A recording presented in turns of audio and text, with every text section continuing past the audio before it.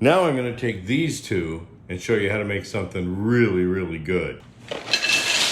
Dump in the chips. Okay, it says here, boil water, 1/3 cup milk, 1 tablespoon butter or margarine. No margarine, never margarine. Boil the water, pour it on the chips, and then make the sauce and mix it all together. Well, is that what we're gonna do? No way, baby. Now we're gonna make the roux. That's the secret to the whole sauce. All right, so it's time to make the au gratin bacon potato thing. First thing I'm gonna do is I'm gonna take some of these spicy French fries right here, crispy French fries, and we're gonna add them to the potato mix.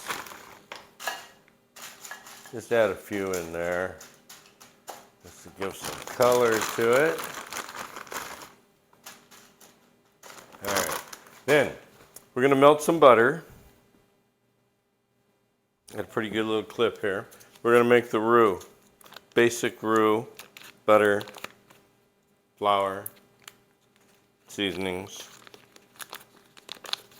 And then with this one though, we add milk or cream, whichever one you happen to have, and lots of cheese.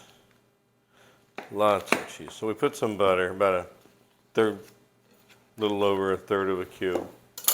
Then we're going to put sour cream in it, some feta cheese, some Parmesan, some Mexican shredded blend, and all of our favorite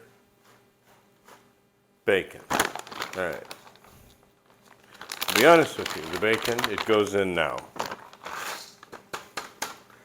Usually you can measure the bacon, but the measurement I use is all that I have. Pretty much all that I have. Okay, so we're going to let this warm up. So while that's warming up, I'm going to get the flour.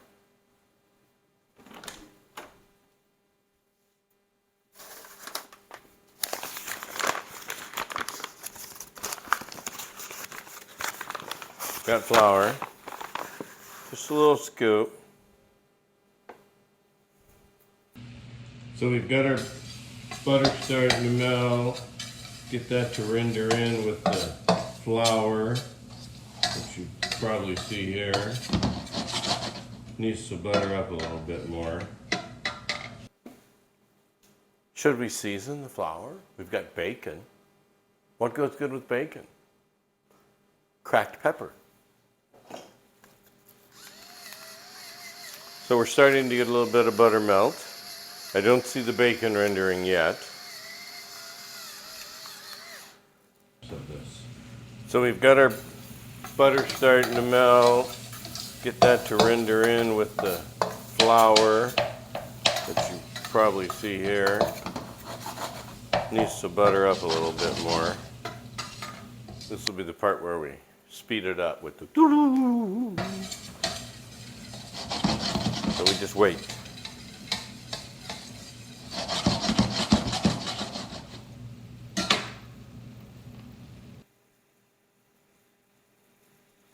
We'll do a time lapse of this. And then we turn it down to low. After we've rendered it up a bit, got it to suck up some seasoning, and that's when we add the milk. I'm going to put about a cup. See how that goes. Stir that in with everything, turn the heat back up.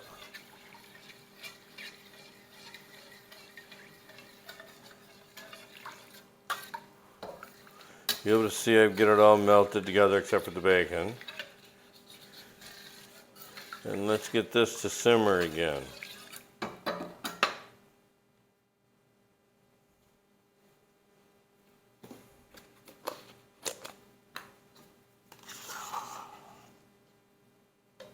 It's a dollop of sour cream.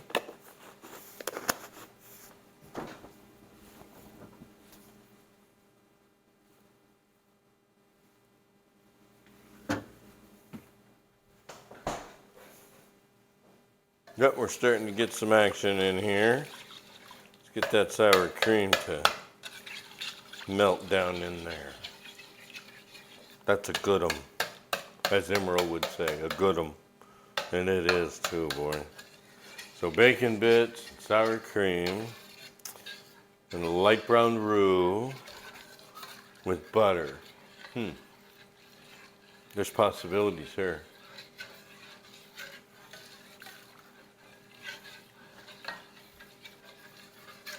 You gotta keep stirring so nothing sticks to the bottom. I got a hot spot over here where something's trying to stick now, so I gotta keep on it. Starts to thicken up as it gets hotter. Sour cream starts to melt.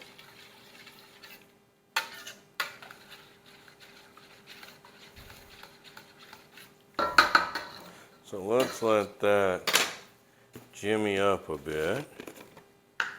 Let's put some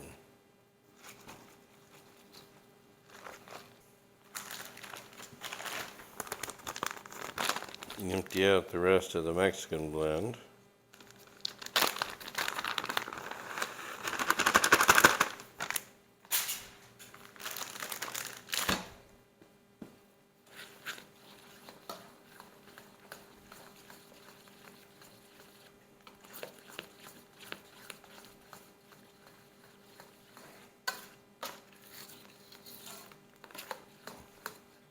So it's really thickened up, as you can see.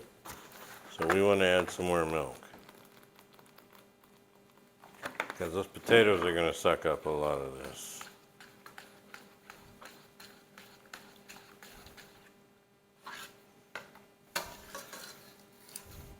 And we're probably going to be adding some more milk.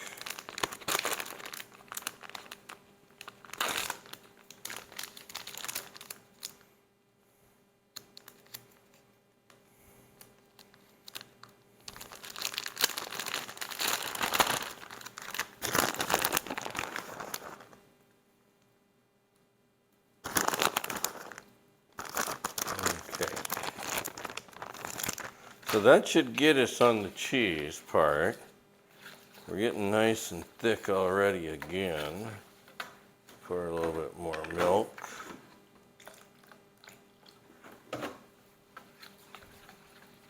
You want it kind of soupy, not really like potato soup, but kinda. And then you want the cheese to be melted.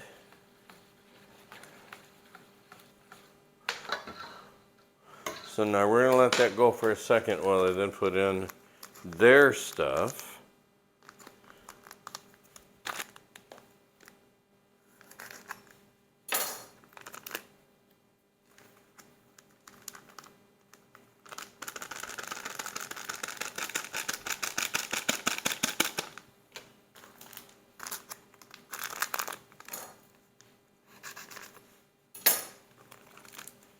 So we put in there cheese type powder flavor.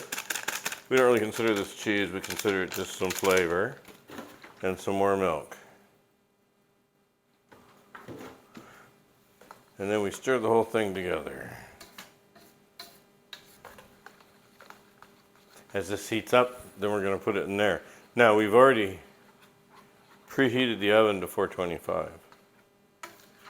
And we'll cook this uncovered till it's done, and the top will be browned.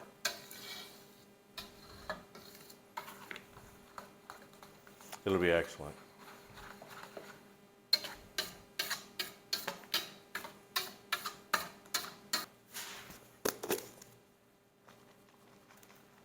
Put some feta in there.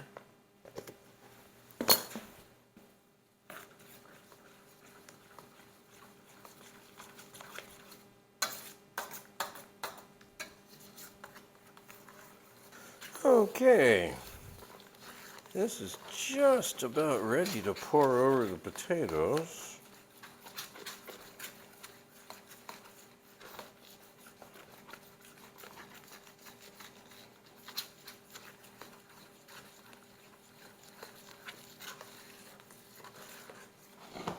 Okay. So then we come in and we pour it over the potatoes.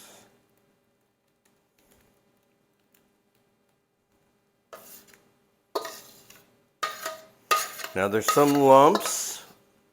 There's some lumps of the cheese still, and the reason I do that is so that as they melt into the casserole, then you kind of get a more intense bump of that one flavor that's not so homogeneous. It's particularly noticeable with the feta.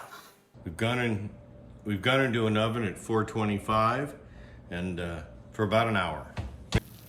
We bring it out and this is how it looks.